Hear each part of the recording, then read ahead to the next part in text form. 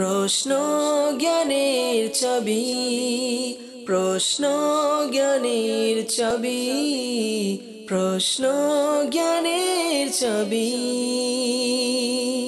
আলহামদুলিল্লাহি রাব্বিল আলামিন ওয়াসসালাতু ওয়াসসালামু আলা সাইয়্যিদিল মুরসালিন আম্মা বা'দ ফাআউযু বিল্লাহি মিনাশ শাইতানির রাজীম বিসমিল্লাহির রহমানির রহিম আসসালাতু ওয়াসসালামু আলাইকা ইয়া রাসূলুল্লাহ ওয়া আলা আলিকা ওয়া আসহাবিকা ইয়া হাবিবাল্লাহ আসসালাতু ওয়াসসালামু আলাইকা ইয়া নবিয়াল্লাহ ওয়া আলা আলিকা ওয়া আসহাবিকা ইয়া নূরাল্লাহ। মাদানী চ্যানেলের দর্শকবৃন্দ, অনুষ্ঠান প্রশ্ন জ্ঞানের চাবি এই অনুষ্ঠানে আপনাদেরকে স্বাগতম। আসুন ভালো ভালো নিয়ত সহকারে আমরা এই অনুষ্ঠান দেখার প্রস্তুতি গ্রহণ করি।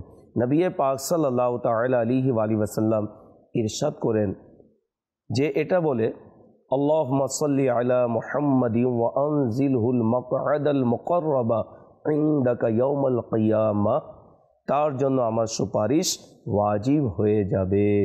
সাল্লু আলাল হাবিব সাল্লাল্লাহু তাআলা আলা মুহাম্মদ সাল্লাল্লাহু আলাইহি ওয়াসাল্লাম। মাদানী চ্যানেলের দর্শকবৃন্দ, দেখছেন অনুষ্ঠান প্রশ্ন জ্ঞানের চাবি। এই অনুষ্ঠান আপনাদের প্রশ্নের মাধ্যমে সাজানো হয়েছে। টিভি স্ক্রিনে নাম্বার দেখানো হচ্ছে, অবশ্যই আপনারা আমাদেরকে প্রশ্ন করুন।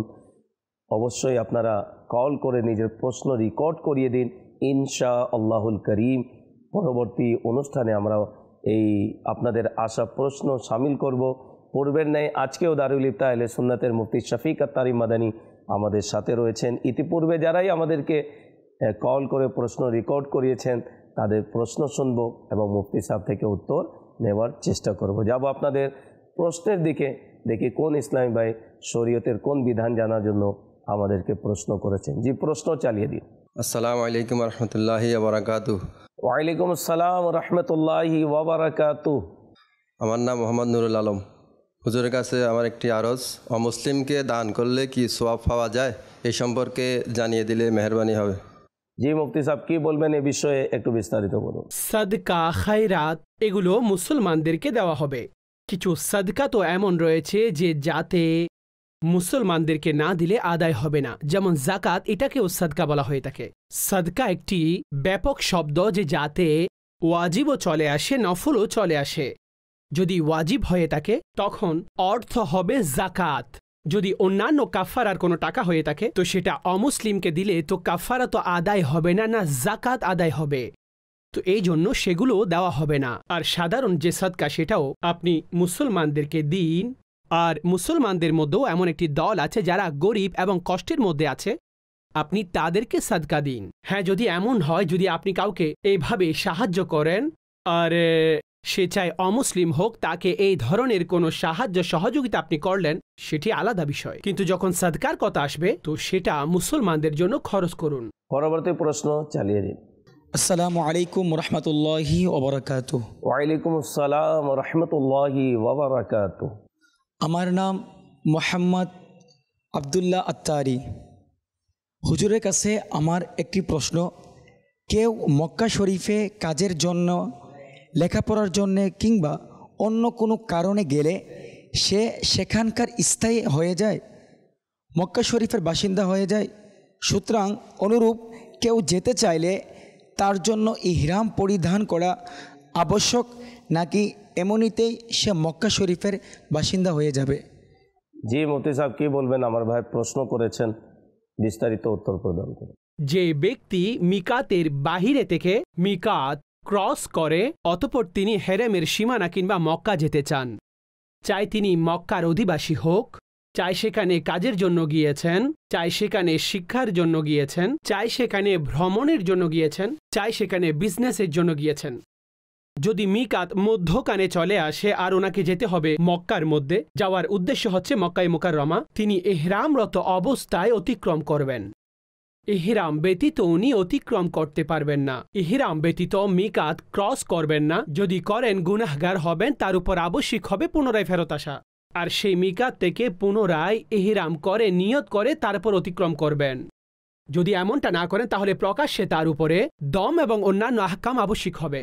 তো এই মাসালাটি আপনারা বুঝে নিন। যারা মনে করেন যে আমরা উমরার জন্য যাচ্ছি না, আমরা হজের জন্য যাচ্ছি না, আপনার উদ্দেশ্য হজ কিংবা উমরার নাও হলে, কিন্তু যেহেতু আপনি মিকাত ক্রস করে মক্কা যাওয়ার উদ্দেশ্য রাখেন, তো আপনাকে শরীয়ত বলবে যে আপনাকে কোনো না কোনো ইবাদত অবশ্যই করতে হবে। অর্থাৎ হজের দিন হলে হজ করুন, সাধারণ দিন হলে তখন উমরা করুন। ইহরাম ছাড়া আপনি যেতে পারবেন না। আর এই মাসালা তাদের জন্য বলছি যারা মিকাতের বাহিরে থেকে আসবে, মিকাত ক্রস করবে এবং সামনে অতিক্রম করবে, যদিও বা মিকাতের ভেতরে অবস্থানকারী আর হেরেমের বাহিরে অবস্থানকারী, হুদুদে হেরেমের বাহিরে আর মিকাতের ভিতরে, তিনি যদি মক্কায় কোনো কাজের জন্য যান আর উমরার নিয়ত না থাকে, তো ঠিক আছে, উনি যেতে পারেন ইহরাম ছাড়া, উনি যেতে চাইলে যেতে পারবেন।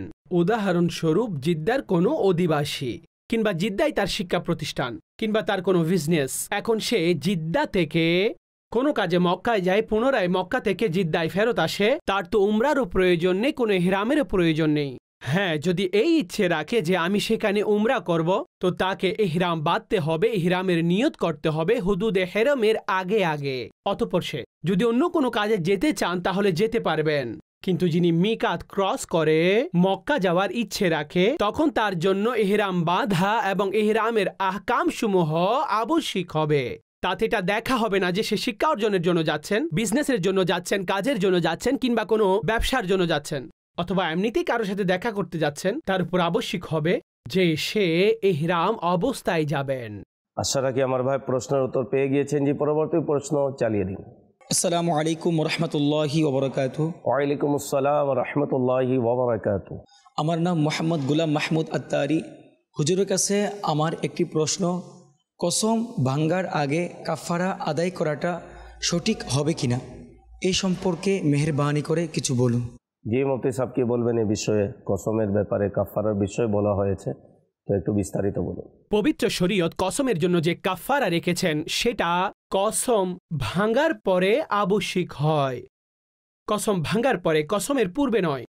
কসমের পূর্বে অর্থাৎ কসম এখনো ভাঙেনি, তখন কাফারও আবশ্যিক হবে না। এখন কসম ভাঙ্গার আগে যদি কেউ কাফারা আদায় করে দেন, তো কাফারা কোত্থেকে আদায় হবে? তার সে কাফারা আদায় হবে না। কসমের মধ্যে, প্রত্যেক কসমের মধ্যে তো কাফারা নেই। ইয়ামিনে মুন আকিদা অর্থাৎ এমন কসম যেটা সামনের কোনো দিন অর্থাৎ ভবিষ্যতে কোনো কাজ করা কিংবা না করার জন্য কসম করা হয়েছে। আমি এটা করব অথবা করব না।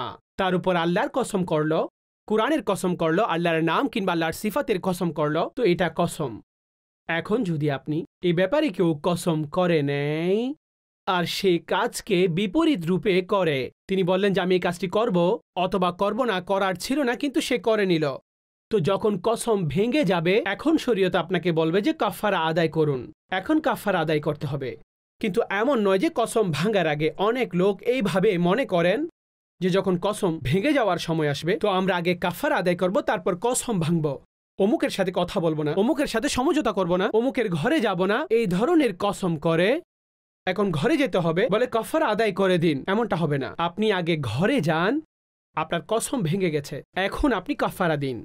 তো কসম ভেঙে যাওয়ার পূর্বে যদি কাফারা আদায় করেন তো কাফারা হবে না। জি পরবর্তী প্রশ্ন চালিয়ে দিন। আসসালামু আলাইকুম ওরহমতুল্লাহি ওবরাকাতু। ওয়ালাইকুম আসসালাম রহমতুল্লাহি ওবরাকাতুহু। আমার নাম মোহাম্মদ আক্কাস। মুফতি সাহেবের কাছে প্রশ্ন হলো, টেপ ছেড়ে পানিতে সরাসরি নাপাক কাপড় ধোয়া হলে তা পবিত্র করার পদ্ধতি কি, এই সম্পর্কে জানিয়ে দিলে মেহেরবানি হতো। জি মুফতি সাহেব কি বলবেন এই বিষয়ে? বিস্তারিত বলুন। নলের নিচে রেখে আপনি কাপড়কে পবিত্র করতে পারেন, অথবা যে জায়গায় নাপাকি লেগেছে সেটাকে নলের নিচে রাখুন আর কাপড়কে পরিষ্কার করুন। এখন এতটা পানি প্রবাহিত হয়েছে যে আপনার অকাট্য ধারণা হয়েছে যে অপবিত্রতা চলে গেছে, এখন পানি পরিষ্কার, কেননা এই নল যে চলছে এটা প্রবাহিত পানির হুকুম এক ধরনের। তো এইভাবেও আপনার কাপড় পবিত্র হয়ে যাবে। এই ক্ষেত্রে আপনাকে কাপড়কে ৩ বার ধৌত করে মোছানোর প্রয়োজন নেই। বাস এতক্ষণ রাখুন যে অকাঠ্য ধারণা হয়ে যায় যে এই পানি দ্বারা নাপাকি দূর করে দেওয়া হয়েছে। ঠিক আছে, এই কাপড় পরিচ্ছন্ন বিবেচিত হবে। আর দ্বিতীয়ত, আপনি কোনো নাপাক কাপড়কে কোনো টব কিংবা বালতিতে নিলেন, সেটাতে নিলেন আর উপর থেকে নল ছেড়ে দিলেন, আর কাপড়গুলো তার মধ্যে রয়েছে। এখন এত বেশি পানি উপর থেকে প্রবাহিত হয়েছে, তখন আপনার অকাট্য ধারণা হয়ে গেছে যে যে নাপাকি ছিল এই পানিটা প্রবাহিত করে নিয়ে গেছে। তখনও কাপড় পাক হয়ে গেছে আর বালতিতে যে পানি রয়েছে সেগুলো পাক বিবেচিত হবে। তো এটাই পদ্ধতি। প্রথম পদ্ধতিতে আমল করুন কিংবা পরবর্তী পদ্ধতিতে এইভাবে কাপড় পবিত্র হয়ে যাবে। জি, পরবর্তী প্রশ্ন চালিয়ে দিন। আসসালামু আলাইকুম রহমতুল্লাহি ওয়া বারাকাতুহু। ওয়ালাইকুম আসসালাম রহমতুল্লাহি ওয়া বারাকাতুহু। আমার নাম মোহাম্মদ মোহরম আত্তারি। হুজুরের কাছে আমার একটি প্রশ্ন, কুরবানির গোশত কি অনুষ্ঠানের খাবারের মেনুতে ব্যবহার করা যাবে? জি মুফতি সাহেব, কি বলবেন এই বিষয়ে একটু বিস্তারিত বলুন। কুরবানির মাংস একেবারে আপনি দাওয়াতে ব্যবহার করতে পারবেন। কুরবানির সাথে আপনার ওয়াজিব আদায় হয়ে গেছে, এখন এই মাংস আপনার মালিকানায়। উত্তম হচ্ছে এটাই যে এগুলোকে 3 ভাগে ভাগ করা হোক, কিন্তু যদি কেউ সেই দিন বিবাহও রেখে দেয় আর দাওয়াতে ব্যবহার করলো, তো একেবারে কুরবানির মাংস দাওয়াতেও ব্যবহার করতে পারবেন, আর আপনি এইভাবে মানুষকে খাওয়াতেও পারেন, তাতে কোনো নিষেধাজ্ঞা নেই। মাশাআল্লাহ, মুফতি সাহেব উত্তর প্রদান করেছেন। তবে এখানে একটি বিষয়, সেটি হচ্ছে আমরা কুরবানির গোশতকে ফ্রিজার করে রাখি, দেখা যায় মাস, 1.5 মাস, 2 মাস অতিবাহিত হয়ে যায়। যেভাবে আমাদেরকে দিক নির্দেশনা দেওয়া হয়েছে কোরবানির পশু গোশত কতদিন আমরা খাবো এবং কতদিন ফ্রিজে রেখে আমরা সেটি খেতে পারবো, সে বিষয়ে অত্যন্ত খেয়াল রাখা জরুরি। দেখা যায় যে একেবারে দুর্গন্ধ ছড়িয়ে যায়, পচে যায়, এরপরে বিভিন্ন কৌশলের মাধ্যমে সেটি রান্না করা হয়।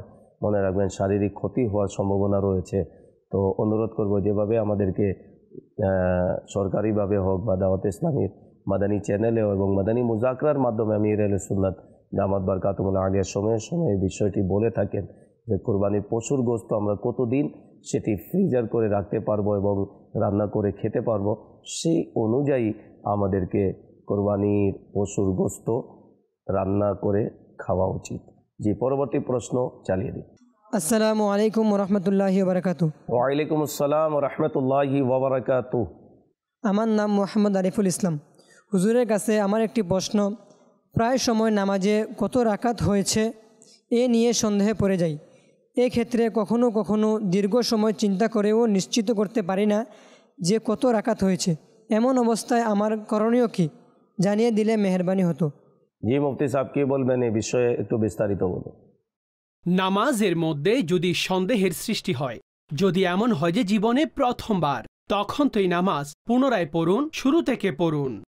আর যদি আপনার এই বিষয়ে সন্দেহ হতে থাকে যে কয় রাকাত হয়েছে, 2 রাকাত, 3 রাকাত কিংবা এইভাবে, তো এখন তাতে আপনি অকাট্য ধারণা করুন, নিজের অকাট্য ধারণা করুন, চিন্তা করুন যে কত রাকাত। অকাট্য ধারণা যদি হয়ে যায় তাহলে তার উপর আমল করুন। আর যদি অকাট্য ধারণা না আসে, সন্দেহ, যেভাবে আপনি বলছেন যে অনেকবার আমি ভাবি অতঃপর অনেকক্ষণ পরে মনে আসে, এমনটা হয়, তো অকাট্য ধারণা হলে তার উপর আমল করুন। আর যদি ধারণা না হয় তাহলে কম সংখ্যা গ্রহণ করুন। অর্থাৎ আপনার সন্দেহ হয়েছে 1 রাকাত কিংবা 2 রাকাত, তখন আপনি এটাকে 1 বিবেচনা করুন যে 1 রাকাত ঠিক আছে, কিন্তু তারও পদ্ধতি রয়েছে। আপনি 1 বিবেচনা করার পরেও আপনি আত্তাহিয়াতের মধ্যে বসেন, অতঃপর আপনি দাঁড়িয়ে যান, হতে পারে এটা 2য় রাকাত, যাতে আপনার বসাটা হয়ে যায়। আচ্ছা, 3য় রাকাতে অথবা 4র্থ রাকাতে সন্দেহ হলো, এখন 3 বিবেচনা করুন, কিন্তু 3য় রাকাত পড়ার পরে আত্তাহিয়াতে পুনরায় বসুন, অতঃপর আপনি আবদুহু ওয়া রাসূলুহু পর্যন্ত পরে আপনি দাঁড়িয়ে যান, আর পরবর্তী রাকাত আদায়ের পরে আপনি শাহু সিজদাও আদায় করুন। তো এগুলো হচ্ছে বিভিন্ন পদ্ধতি যে কোন রাকাত কিভাবে বিবেচনা করবেন। সবচেয়ে উত্তম হচ্ছে এটাই, আপনি নামাজে এতটুকু মনোযোগ রাখুন যে আপনার রাকাত সংখ্যা যেন ভুলে না যান।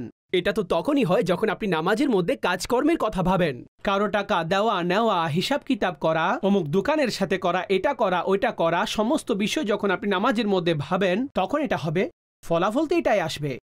তো নিজের সম্পূর্ণ মনোযোগ নামাজের দিকে রাখুন, নামাজের অর্থসমূহ বুঝুন, নামাজের উদ্দেশ্যকে বুঝুন, নামাজে যা পড়া হচ্ছে তার তরজমা চিন্তা করুন, যাতে ব্যক্তির কাছে ফিল তো আসবে যে আমি আল্লাহর কাছে কি ফরিয়াদ করছি, আমি রবের কাছে কি চাইছি।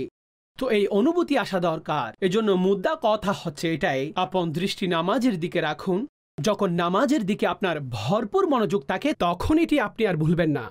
আর যদিও বা ভুলে যান তাহলে আমি যে আহকাম বলেছি সে অনুযায়ী আপনার নামাজকে পূর্ণ করে নিন। আর সবচেয়ে উত্তম হলো এটাই যে ওয়াসওয়াসা যেন না আসে, এই বিষয়ের দিকে মনোযোগ দিবেন না যে আপনি ওয়াসওয়াসার শিকার হচ্ছেন। যদি ওয়াসওয়াসার মধ্যে পড়ে যান অতঃপর মনে রাখবেন আপনার পাক নাপাক উজু রাকাত সব বিষয়ে শয়তান এমন সমস্যার সম্মুখীন করবে যে আপনি পেরেশান থাকবেন যে আমার উজু ঠিক হয়নি, আমার পবিত্রতা, আমার গোসল ঠিক হয়নি, তখন নামাজেও সন্দেহ আসবে। তো এই বিষয়ে আপনাকে খেয়াল রাখতে হবে। অত্যন্ত সুন্দরভাবে মুফতি সাহেব উত্তর প্রদান করেছেন। অনুরোধ করব নামাজ প্রসঙ্গে বিস্তারিত মাসলা মাসাইল জানার জন্য আমির আহলে সুন্নাত দামাত বরকাতুহুল্লাহ আলিয়ার কর্তৃক লিখিত কিতাব নামাজের আহকাম যা স্ক্রিনে দেখানো হচ্ছে, অবশ্যই আপনারা এটি অধ্যয়ন করুন। এবং সাথে সাথে আমির আহলে সুন্নাতের আরেকটি কিতাব, সেটি হচ্ছে ওয়াসওয়াসা এবং তার চিকিৎসা, কুমন্ত্রণার চিকিৎসা।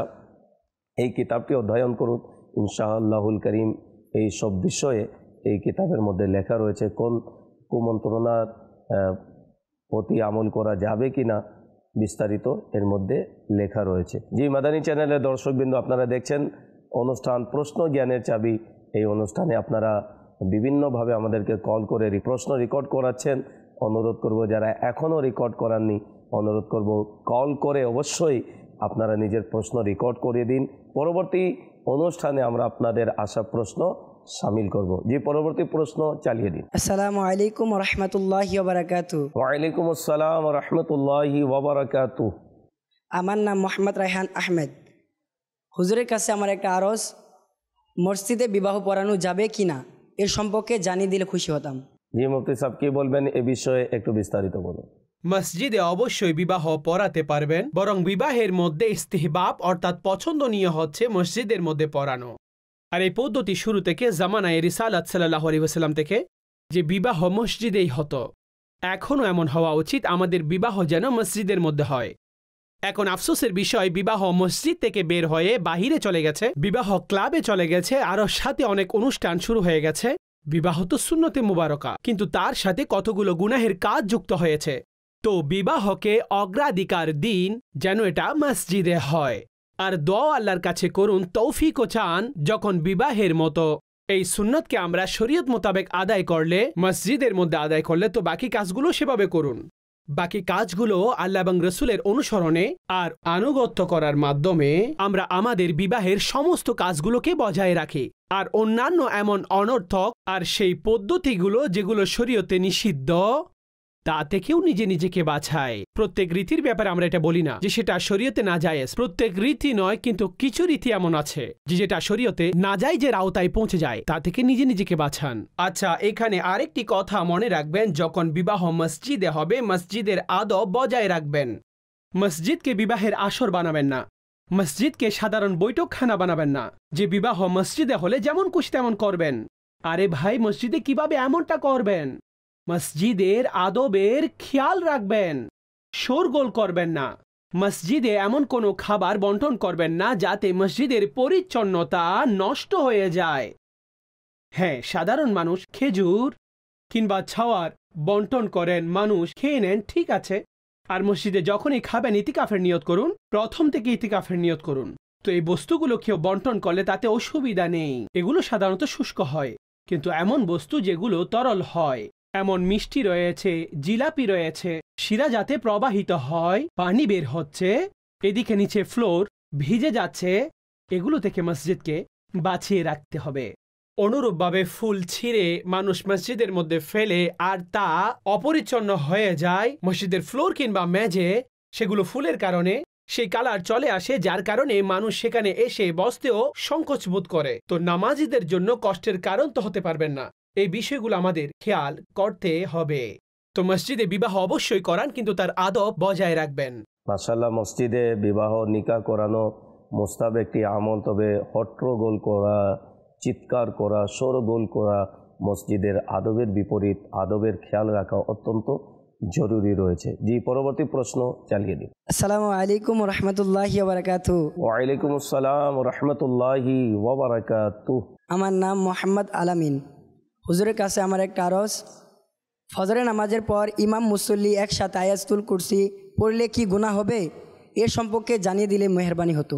জি মুফতি সাহেব কি বলবেন এই বিষয়ে? অনেক জায়গায় ফজরের নামাজের পর, আসরের নামাজের পর বা অন্যান্য নামাজের পর ওজিফা বা কুরআনুল কারীমে দেখা যায় তিলাওয়াত, যেমন সূরা হাসরের 3 আয়াত, ফজরের সময়, আসরের সময় উচ্চ স্বরে সবাই ইমাম সাহেব পড়তে থাকে, তার সাথে সাথে মুসল্লিরাও তারা পাঠ করে থাকে। আমার ভাইও প্রশ্ন করেছেন, তো শরীয়তের কি বিধান এই প্রসঙ্গে একটু বিস্তারিত বলুন।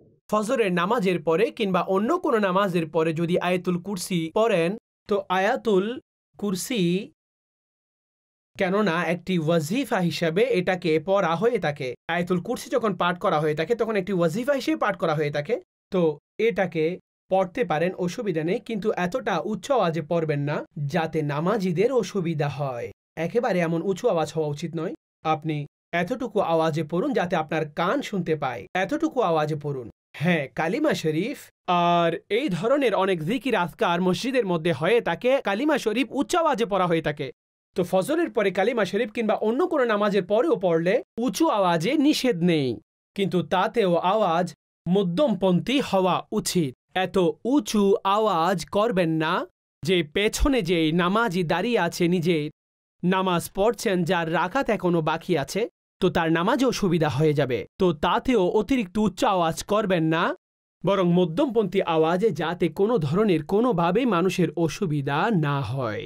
ইমাম সাহেবদেরকে বলবো, যারাই আমরা সূরা হাশরের আয়াত তিলাওয়াত করে থাকি, করার আগে যদি বিধানটি বলে দেওয়া হয়, আশা রাখি মুসল্লিরা সেটির উপর আমল করবে। জি, পরবর্তী প্রশ্ন চালিয়ে দিই।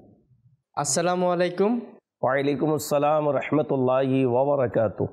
আমি মোহাম্মদ আহনাফ আবদুল্লাহ।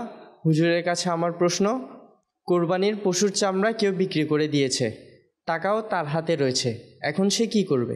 জি মুফতি সাহেব, এ বিষয়ে কি বলবেন, একটু বিস্তারিত বলুন। কুরবানির চামড়া যদি কেউ বিক্রি করে দেয়, তো মনে রাখবেন, যদি তিনি বিক্রি করে দেন যে কুরবানির পশুর চামড়া থেকে তিনি উপকার লাভ করবেন, আমি টাকা আয় করব, তো এটা তো শরীয়ত তাকে বিক্রির অনুমতি দেয়নি। আর সে টাকা রাখাও জায়েজ নেই, সেটা শরীফ ফকিরদেরকে সাদকা করে দিন। সেই শরীফ ফকির যারা জাকাতের হকদার, তাদেরকে সাদকা করতে হবে। আর যদি তিনি এই কারণে কুরবানির চামড়া বিক্রি করেছেন যে সেই টাকা থেকে আমি কিছুটা মসজিদে দিব, মাদ্রাসার মধ্যে দিব, অমুক গরিব মহিলা রয়েছেন, অমুক গরিব ব্যক্তি রয়েছেন, সেখানে দিব, তো এই বিক্রি করাটাও জায়েজ। আর এই টাকা এই খাতে খরচও করতে পারবেন, চাই কোনো মসজিদে দিন, কোনো মাদ্রাসায় দিন, কোনো গরিব ব্যক্তিকে দিয়ে দিন। অর্থাৎ উভয়ে পার্থক্য। প্রথম মাসালা এই জন্যই বর্ণনা করেছি যে তাতে ব্যক্তি আপন রাতের জন্য সেই চামড়া বিক্রি করেছেন। আপন রাতের জন্য বিক্রি করলে শরীয়তের হুকুম হচ্ছে এটাই, শরীয়তের হুকুম এইটাই। অতঃপর এই বিক্রি করাটাও জায়েজ নেই, টাকা রাখাটাও জায়েজ নেই। এই টাকা আল্লাহর রাস্তায় শরীফ ফকিরদের জন্য সাদকা করতে হবে। যাদের যাকাত দিতে পারবেন তাদের জন্য এটা খরচ করুন। আর যদি তিনি বিক্রি করেছেন এই খাতসমূহে খরচ করার জন্য, ঠিক আছে, তিনি যে কোনো নেকির কাজের মধ্যে এই টাকা খরচ করতে পারেন। জি, মুফতি সাহেবের বিধান বলে দিয়েছেন। সাথে সাথে অনুরোধ করব, কোরবানিকৃত পশুর চামড়া দাওয়াত ইসলামীকে দান করুন, দাওয়াত ইসলামীকে আর্থিক সহযোগিতা করুন এবং ঘরে বসে বিশাল দিনী খিদমতের সৌভাগ্য অর্জন করুন। তাই অনুরোধ করব, যারা কোরবানি করছেন অবশ্যই আমাদের কল সেন্টারে কল করে জানিয়ে দিন আপনার ঠিকানা এবং কোন দিন কোন সময় আপনি কোরবানি করবেন। ইনশাআল্লাহুল করিম আমাদের দায়িত্বশীল ইসলামী ভাইরা আপনাদের সাথে যোগাযোগ করবে এবং আপনার কোরবানিকৃত পশুর চামড়া সংগ্রহ করবে। আল্লাহ তাআলা আমাদের সবার কোরবানিকে কবুল করুক এবং আমাদের দান অনুদানকে আল্লাহ কবুল করুক। জিলহজ মাসের নফল ইবাদত, বন্দগি, জিকির আসকার, কোরআনুল করিমের তিলাওয়াত, নফল রোজা, আল্লাহ প্রত্যেক ইবাদতকে আল্লাহ কবুল করুক এবং আল্লাহ তাবারক ওয়া তাআলা যে সকল হাজিরা হজে গিয়েছেন তাদের হজকে কবুল করুক। তাদের ওসিলায় আমাদেরকেও আগামী বছর হজে যাওয়ার তৌফিক দান করুক। যারাই আমাদের সাথে ছিলেন দোয়া করি আল্লাহ তাআলা আপনাদের সবাইকে ভালো ও সুস্থ রাখুক। পরবর্তী অনুষ্ঠান দেখার আমন্ত্রণ জানিয়ে বিদায় নিচ্ছি।